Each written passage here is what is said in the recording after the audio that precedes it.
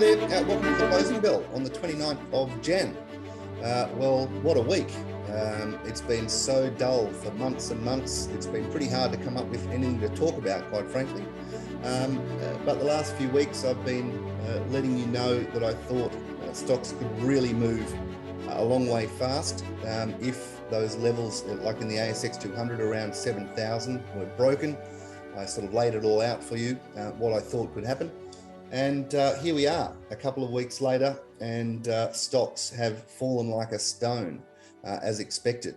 Look, I want to go through quite a few things. There's been a big move in the US yield curve with the Fed sounding a bit hawkish, a flattening of the yield curve as well, with the 210s flattening, which is interesting. So I'll take you through that. Have a quick look at the US dollar. That's obviously taking off like a rocket due to the fact that the yield curve is flattening and the short end of the rates are really flying higher. That's affecting gold. So gold's been hammered, which is no good. But we've got to figure out whether gold is going to keep selling off as that US dollar rallies.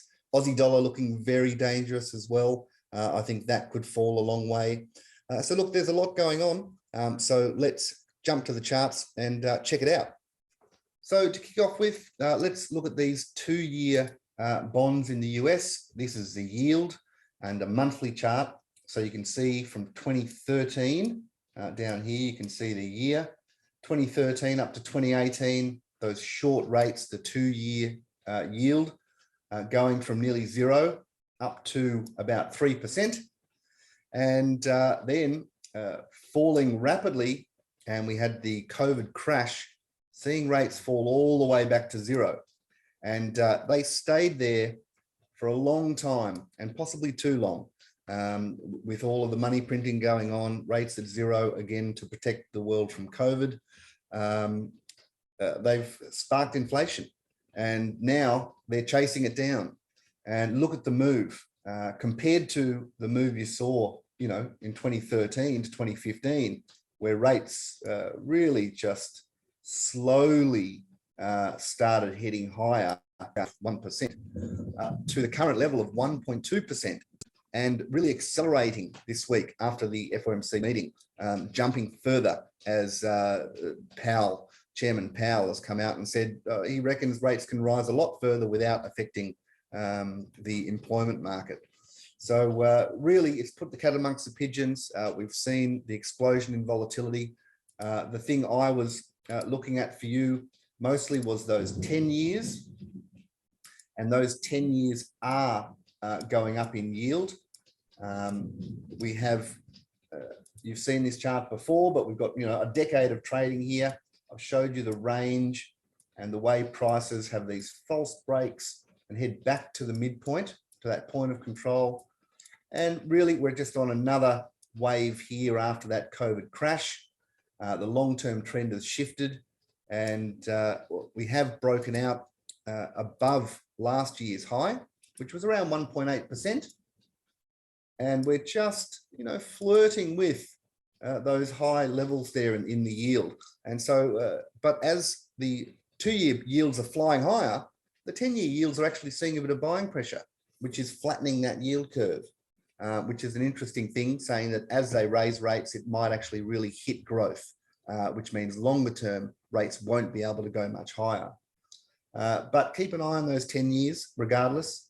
If they do kick higher above that 1.9% region, I do expect the selling pressure could really rapidly increase. And those 10 years, you know, up above 2%, that could be what drives the next leg lower in stocks on a general basis. So it's definitely worth keeping an eye on. So just quickly moving on to the Aussie dollar, because that really is, we'll actually jump to the US dollar first, because that is the main thing to think about.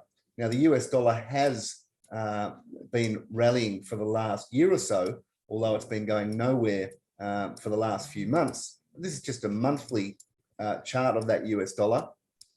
And again, it's been stuck in a range for many years, going back to 2015. If I just trace out that range for you, you can see again, once we've got the initial range, lots of false breaks, and this is where I find trading opportunities, the false breaks of the edge of ranges, and then prices moving back to that point of control, the midpoint of the range.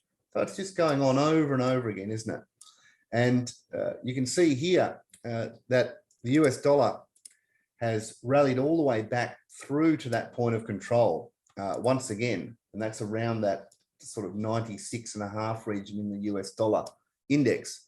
And the news from the Fed this week has really kicked that US dollar up through that point of control. So really, there's not much resistance here for that US dollar. We have the long-term trend has shifted, the 10-month exponential above the 20-month simple, and we're breaking through the really long-term point of control, which has been there for about 6-7 years. So we could be in for, quite a strong rally in that US dollar, and that's going to affect a lot of things, especially the Aussie dollar, which is a bit of a risk proxy as well. But the Aussie dollar looking pretty dangerous.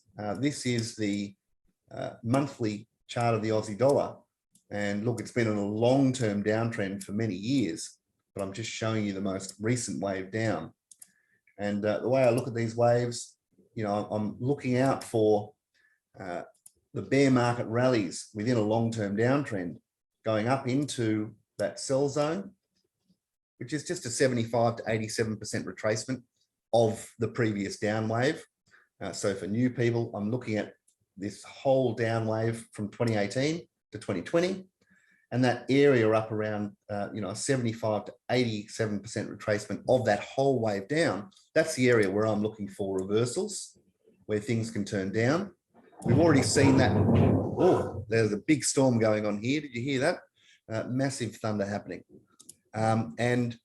So we've already got the selling pressure last year. So it has turned down. And just last month, we got another monthly sell pivot, or a couple of months ago, confirmed.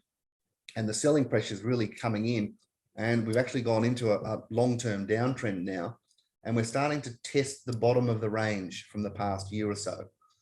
So that Aussie dollar, another leg lower, that can actually start accelerating to the downside, especially to that midpoint of the range, around 68 cents. So the Aussie dollar looking ready to tip over in a pretty big way. And that could put some pressure on offshore investors, maybe thinking if they're exposed to the Aussie dollar, maybe they need to hit the sell button if that Aussie dollar really tips over. So that's something to keep an eye on too. Now, just looking at the stocks just quickly, because we have had such a big move. Look, that is a pretty giant move. And I was telling you last time, the initial move would go to that 10-month exponential, which is within that long-term uptrend, the first line of support. So we could expect to see a bit of buying pressure probably from here. But boy, if it doesn't hold, you're looking at another leg lower to that 20-month. And I think we're ultimately heading to that 20-month simple moving average. That would be down around 4,000. So I do think there is still more downside to come. But the way these sell-offs happen, big moves down and huge sharp rallies to the upside before it peters out and turns back down. So if I'm looking at a weekly, let's move on to the ASX 200. I think that's a really good chart. So this is the ASX 200, and you may remember from a couple of weeks ago, that's when I was saying, watch out, batten down the hatches, that if the low of the range was broken, I was expecting to see, quite sharp selling pressure. And look, that really is happening. We've had a big sell-off this week, but, we could be nearing the end of that. We're seeing a lot of margin selling happen today on the Friday in the morning. There was a huge sell-off around 10:30 a.m. And then this afternoon, we're seeing a big rally into the afternoon. So, the conditions could be ripe for a bit of a rally in the short term. But the way I see this is that we've got the weekly trend has turned down, and you've got the 20-week moving average coming in there. So the way these sell-offs happen is they have these big waves down, but then a mean reversion move, which can go quite high, and the market can look like it's really recovered, fantastic. Then if the selling comes back in again, that's when it can go on a next wave down. So, I think there could still be a few more waves to come. This might be a multi-month thing. You can get, 3 weeks of rallying, and then it turns back down, has another big wave down.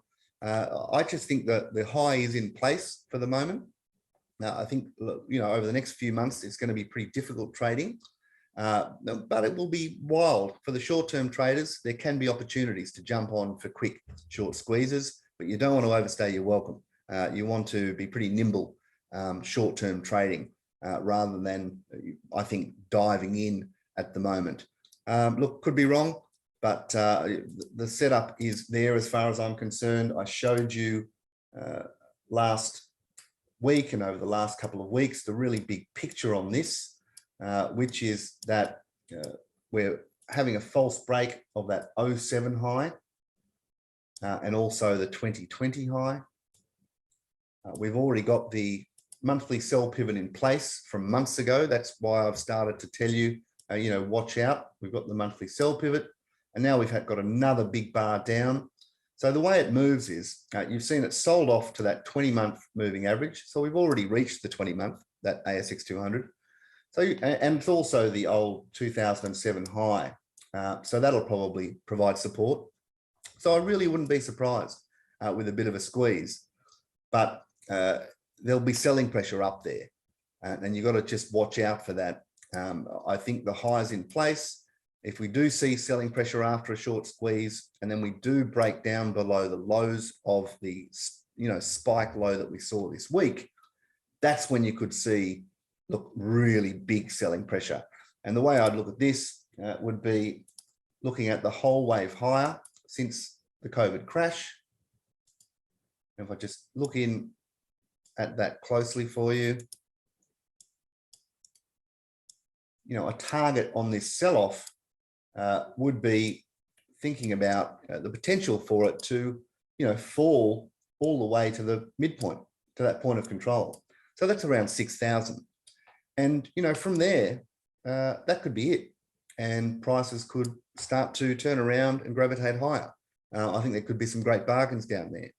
But just the setup as it is for me, very big picture. There's problem afoot. We've got rates really flying higher. And I've got a flood out the front of my house. So that's a hell of a flash flood that's just come through. And, things, you've just got to be wary that there could be a bit more on the downside coming over the next few months. So definitely stay wary out there. All right, well, that's definitely enough. I've had a look at quite a few things there for you. It's been a big couple of weeks, but I think hopefully it showed you that my analysis really does work. So check out the links below the video. Check out the services I run, Australian Small-Cap Investigator and Pivot Trader. And, join me, come along and have a bit of a trade because things are getting nice and wild. So there's going to be lots of opportunities. All right, cheers. I'll come back with more next week.